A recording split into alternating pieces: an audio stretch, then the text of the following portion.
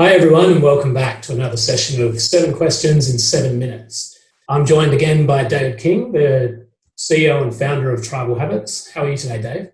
I am well, Jordan. How are you doing?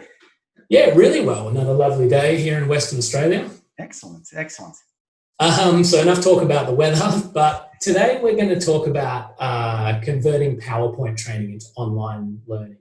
Obviously, a lot of Aussie businesses are looking at moving their training online at the moment. And the reality is a lot of that training exists in PowerPoint right now. So we're going to talk about the best ways to get that across. And I think a good place to start, and my first question, is why is PowerPoint such a popular tool for training in the first place? Yeah, it's a really good question, actually. I think there's two bits to it. I think originally, when training was done face-to-face, we used the concept of slides, even overhead projectors and then on the slides. And so PowerPoint became a tool that kind of got associated with that element of training. Then when we moved to online learning, I think we kind of stuck with what we knew. The problem is we got into a bit of a vicious circle here because early and actually many modern e-learning authoring tools continue to use a slide-based format. And you'll see those next and back buttons in your online training. It's a lot like slides. Some tools even call it slides. It's literally just PowerPoint on the net. And so the more we see slides with online learning, the more it reinforces PowerPoint to be used for learning. And the more we use PowerPoint for learning, the more we think it should be used online.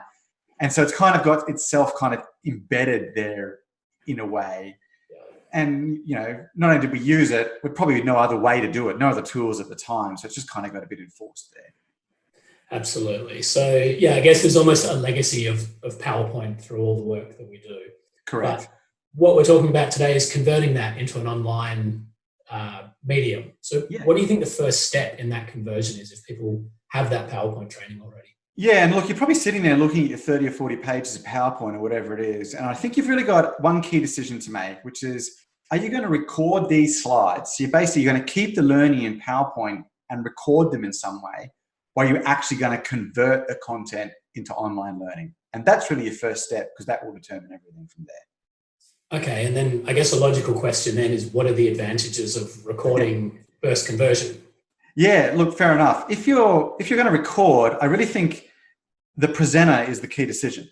So times I would recommend recording would be if the presenter is an amazing presenter, and if the slides are also excellent and highly visual. Perhaps where the content's particularly complex and there's lots of nuances and it would benefit from that subtlety of explanation or emotion or something. Or when you want to build a personal connection with the presenter. So maybe if you are a subject matter expert and you're selling your training or something, and your presence is actually quite important, it brings authoritative or you're presenting that's important. So in other words, the presenter is very important in the decision to record. Because if none of those things apply, then you should be converting. Because converting gives you content that's fit for purpose. It's fit for online. It's more interactive. It's much easier to update and edit. And it gives you a lot more variety than the repetition of recording. Okay, we maybe touched on this question there, but I just want to get it clear. Is there one that you'd recommend over the other, or is that generalizing too much, that question? No, look, usually I would default to converting. Let's use tools appropriately. So if we're going to go online, let's do this as proper online learning. But you can still use recording in that. So you can use recording sparingly, a couple of videos among your online learning. However, if the speaker is a differentiating factor, like a celebrity, a major subject matter expert, or you're building a personal brand, then I'd probably go to recording with a little bit of conversion along the way. So I think it just comes down to if the speaker is that important, then we're going to go recording. Okay, great. And speaking of recording, what's your big tip that you'd give to people if they decided to record their slides? Yeah, keep it short. So I recommend most videos when you record them. So essentially what we're talking about here is recording ourselves talking over the slides. And it could be done in a Zoom room like the one we're in right now with the slides up and a picture of you in the corner.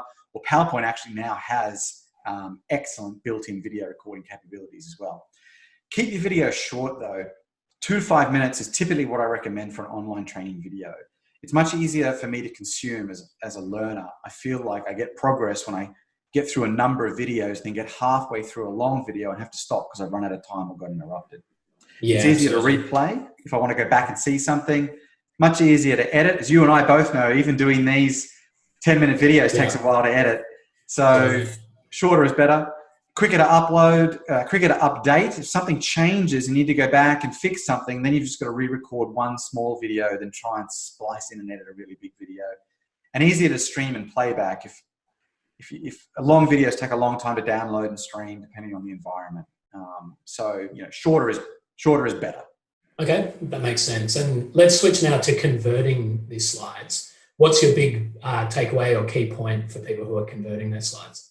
Sure. So if you're converting, it probably means to me that you're familiar with PowerPoint and you're comfortable operating in that environment. So I would do as much heavy lifting in that environment as I can before conversion. So I would go slide by slide through your deck and clean them up. And it doesn't mean cleaning them up for display online. It means cleaning them up for the content. So I get the notes part where you can type those private notes like speaker's notes and add in content that you need, write up the quizzes or polls that you want to use online, really write everything there in PowerPoint where you're really comfortable on every slide, fixing everything up, getting all your content in. And the litmus test is, can your slides then be read standalone? Can you give them to someone who can just go through the slides and get everything?